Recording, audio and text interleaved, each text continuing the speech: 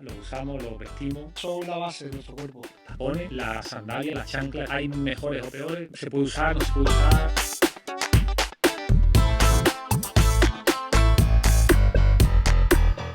Alejandro, bienvenido al podcast. Muy buenas. Pues muchas gracias por invitarme a este espacio a hablar de las cosas que nos gustan y encantado de compartir este ratito contigo. Igualmente, hoy tenemos a Alejandro Peña, responsable de la unidad de podología y biomecánica del Real Betis Balompié. Vamos a tratar un tema yo creo que muy interesante, más que nada porque los tenemos debajo todos los días, los usamos, los vestimos y creo que hay muchas dudas en la salud del pie. Sí, la verdad que ¿Por sí. qué es importante, Alejandro, la salud del pie? Bueno, al final los pies son la base de nuestro cuerpo. O sea, siempre son los eternos olvidados en el tema de salud. Muchas veces no le echamos demasiada cuenta, pero es el soporte de nuestro cuerpo. Entonces tiene mucha importancia no solo en el pie, sino en el resto de articulaciones, con lo cual es muy importante estar pendiente de cómo están y de revisar la salud de los pies, claro, con un profesional. Hablábamos fuera de cámara que hay mucha parte de la población que piensa que el podólogo se limita simplemente a cortar uñas, Sí. cuando tenéis una labor muy, muy importante dentro de esto, de la salud del pie. Cuéntanos un poco, a qué te dedicas, cómo es tu día a día, qué problemas resolvéis y cómo podéis ayudar a la población. Pues bueno, a nivel de consulta y a nivel deportivo, aquí en el club también, nos encargamos de la parte de cuidados diarios, de lo que se llama la quiropodia, o sea, que es el cuidado efectivamente de callosidades, uñas y demás. Y también, por supuesto, una de las cosas más importantes que hacemos es el tema de la biomecánica, el estudio de la pisada, el estudio de la biomecánica del cuerpo y de cómo funciona nuestro cuerpo en dinámica, en movimiento. Entonces, eso es parte aquí en el club.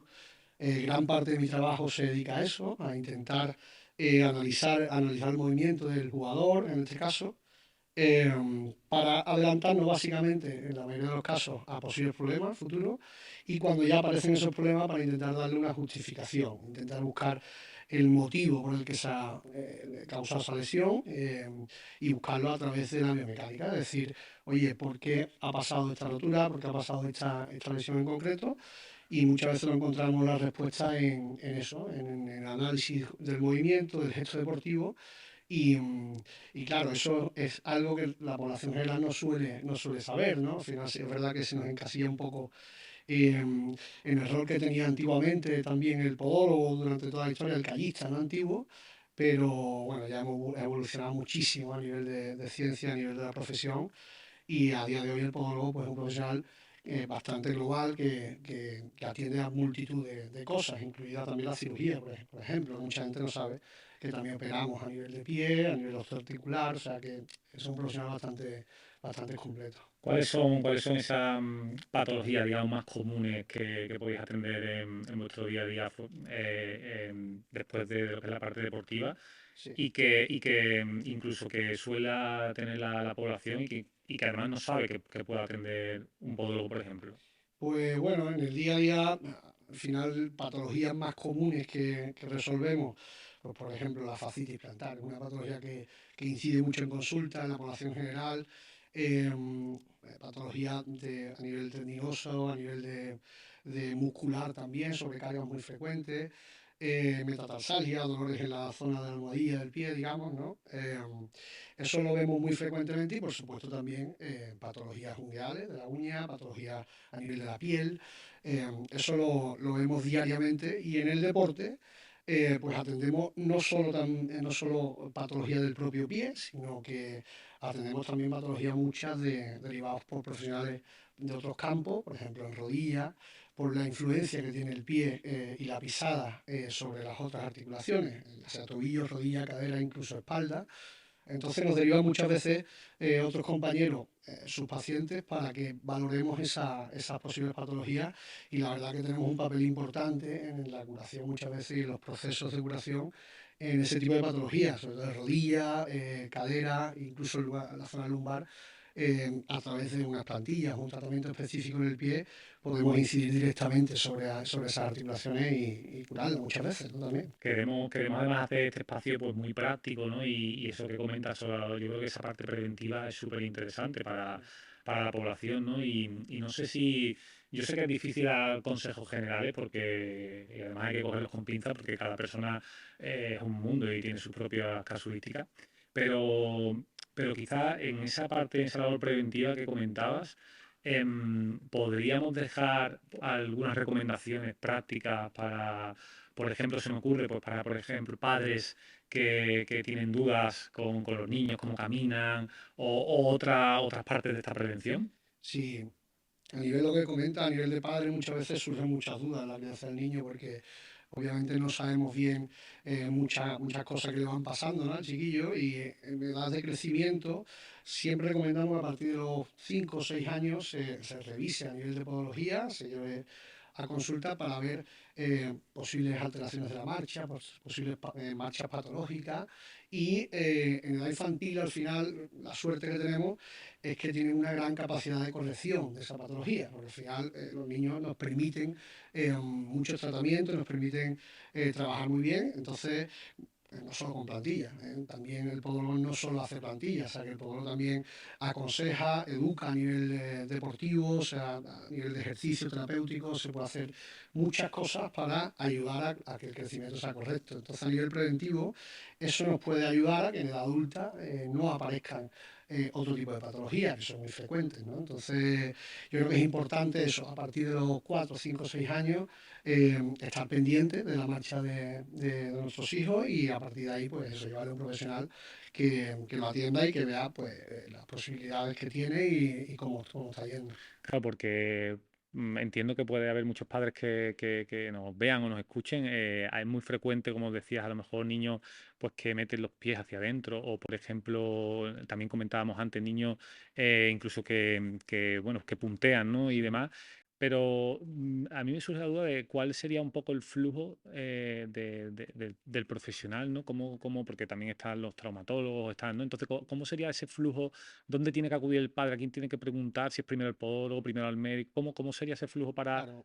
a pacientes o posibles pacientes que le surjan estos problemas, estas dudas? Sí, bueno, normalmente en atención primaria tenemos un sistema que acoge, se detectan frecuentemente este tipo de patologías y muchas veces dependiendo de la rueda, porque si empiezan esa rueda a nivel de atención primaria, de medicina de atención primaria, pues ya esos propios profesionales pueden ir atendiéndolo, pero muchas veces nos encontramos que ellos mismos nos derivan a esos pacientes para que hagamos un trabajo específico, un tratamiento específico sobre ellos, que eso sí nos compete más a los podólogos el hacer ese trabajo específico o ese tratamiento, ¿no? Entonces, nunca está de más, al final el podólogo está capacitado perfectamente para diagnosticar, para atenderlo y para tratar al niño, entonces al final es un poco como vaya cogiéndole al padre, ¿no? Claro, Si está en ese círculo de atención primaria y funciona perfecto, pues genial. Eh, y si no, pues siempre estamos también nosotros claro. para atenderlos. O sea, al final, el traumatólogo infantil también está, por supuesto, capacitadísimo para esto y trabaja perfectamente con este tipo de temas. Y nosotros lo que hacemos muchas veces es también estar al lado de él, incluso eso, tratando a los pacientes que nos derivan o porque vienen directamente a nosotros y directamente diagnosticamos y hacemos Claro. la actuación sobre el niño. Sí. Y además toca un tema también interesante que es el tema de las plantillas. Yo creo que es un tema que además está muy de moda, ya lleva un tiempo de moda y además los béticos ya también nos han preguntado a través de bueno, las preguntas que hacemos alrededor del estado y de la tienda y hay una duda común, ¿no? Que es ¿cuándo necesito plantilla? ¿La plantilla vale para algo? ¿No vale para nada? ¿Solo para deportistas? ¿Me sirve para corregir la pisada? O sea, hay muchas dudas, ¿no?, en este tema. Sí. Entonces, mm, a nivel global, porque evidentemente es complicado dar consejos específicos, pero ¿qué nos puedes decir sobre el tema de las plantillas? Pues sí, es verdad que se genera debate muchas veces sobre esto. Yo creo que el primer paso y lo principal es hacer un estudio de la pisada, ¿eh? Y a partir de ahí ver, las plantillas no dejan de ser un arma terapéutica más, un tratamiento más.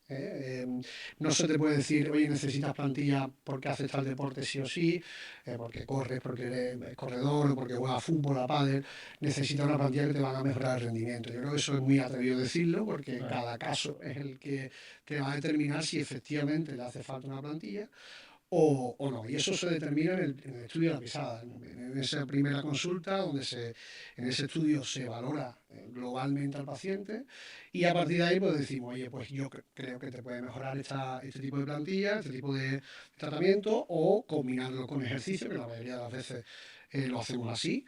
Pero la plantilla al final tiene que ser un elemento que acompañe al movimiento, no tiene que ser, muchas veces em, se comenta a nivel de plantillas que es algo que limita el movimiento del pie, bueno, recibe críticas por ahí, ¿no? Digamos, pero en realidad yo creo que el concepto de plantilla tiene que ser algo que acompañe el movimiento del pie y que mejore ciertas cosas de esa marcha, pero siempre permitiendo que el pie se mueva, permitiendo que el pie sea lo más natural posible. Al final, sobre todo en edad adulta, eso también hay que determinar mucho en edad infantil. En edad infantil sí hacemos plantillas más correctoras, sí vemos patologías que lo necesitan.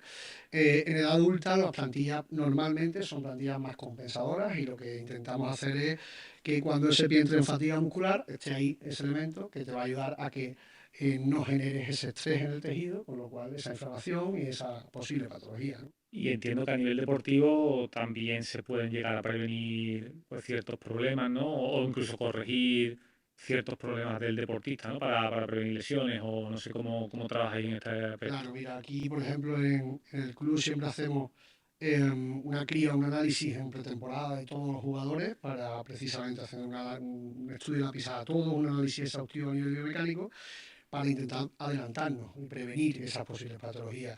Es verdad que hay patrones de marcha o patrones de movimiento que pueden provocar por ciertas sobrecargas musculares y eso es lo que nos tenemos que adelantar con ese estudio de la pisada.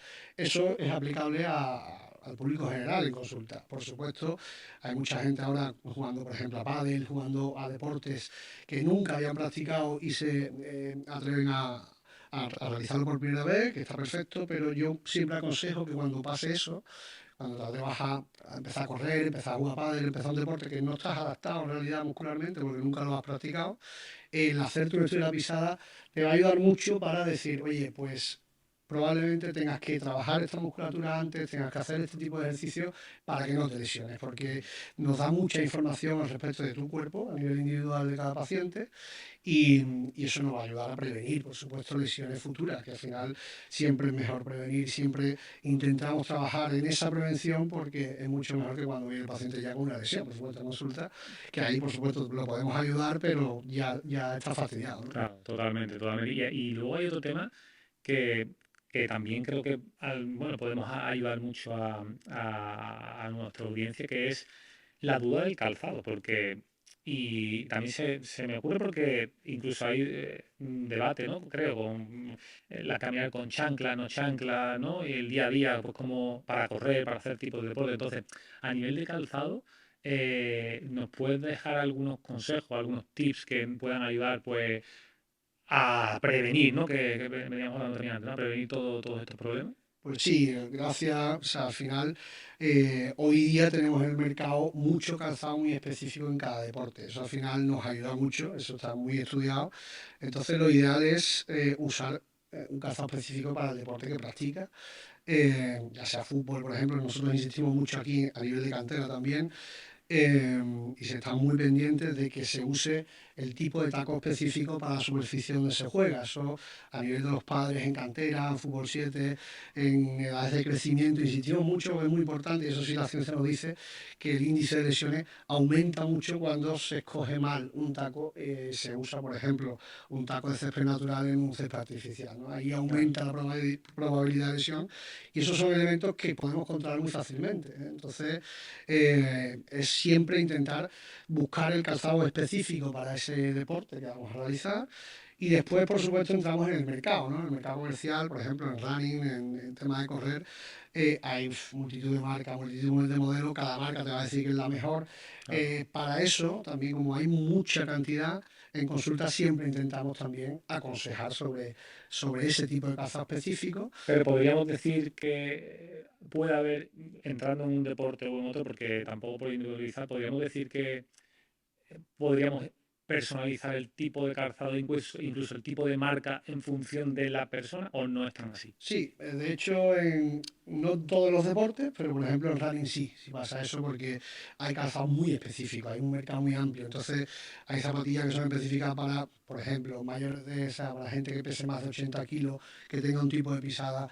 Entonces, ahí sí podemos aconsejar directamente, decir, oye, pues tu marca o por tu forma de pisar, yo creo que lo que mejor te viene es este tipo de esta Claro. zapatilla o de esta marca. Entonces, ahí podemos individualizar mucho. A nivel de fútbol, por ejemplo, no tanto, porque no son tan específicas las marcas en ese sentido. Son Claro. zapatos diferentes, que cada actividad, digamos, requiere un calzado específico y también nosotros como terapeutas, como profesionales, nos tenemos que adaptar un poco a ese calzado, ¿no? Claro. O sea que se puede individualizar dependiendo un poco del deporte en el que se practique.